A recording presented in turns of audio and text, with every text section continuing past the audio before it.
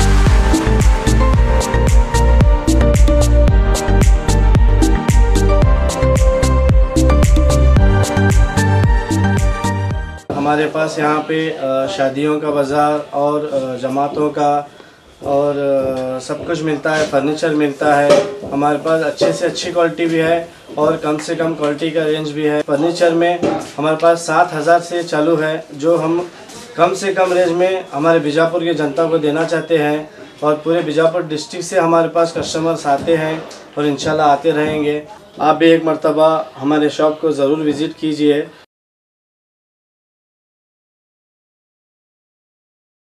और खबरों के लिए देखते रहिए B news nation. B news nation के लेटेस्ट न्यूज़ों को अपने मोबाइल में देखने के लिए यूट्यूब में बी न्यूज नेशन के चैनल के सब्सक्राइब आइकॉन को दबाएं और फिर बेल आइकॉन को दबाने पर आप लेटेस्ट न्यूज़ों को देख सकते हैं।